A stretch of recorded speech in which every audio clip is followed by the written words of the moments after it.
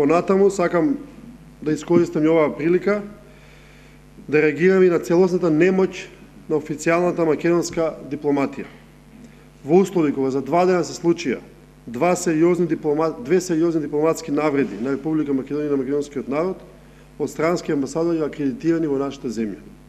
Прво, крајно неодговорно за нас е албанскиот амбасадор во Македонија да присуствува на политичките провокации на лидерот на ДУИ, Али Ахмети, со поставувањето на албанското знаме во Кичевско, со што демонстрираше целосно непочитување на македонските закони и понижување на македонското достоинство.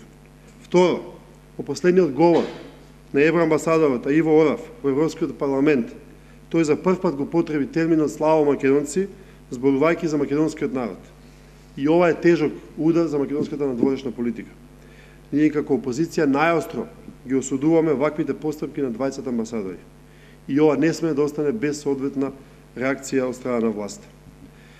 Ние не сакаме да поверуваме дека се работи за согласен пазар со кој заради враќањето на придавката македонски во ЕУ извештајот, владата евентуално премолчено согласила ЕУ представниците во иднина да го потребуваат терминот славо македонци за нашиот идентитет.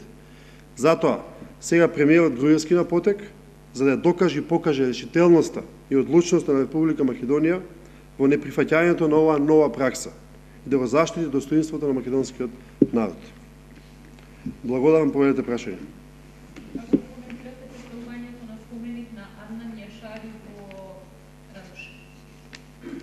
Па, без посебен коментар на овој чин, мислам дека веќе станува пракса овој вид на долевање тензии, кои што, жалост, не се случуваат надвор од власта, туку во власта.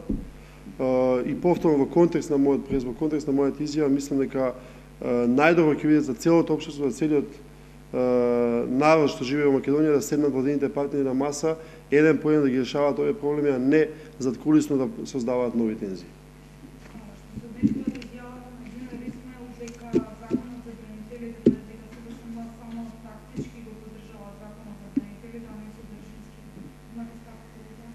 Па имам став, ние од 2008 кога Никола Груевски не го поддржа закон за бранителите, ние го поддржавме, го поднесовме и тие го одбија. Така да ако не може да зборуваме тука за тактика, можеме да зборуваме само за содржина.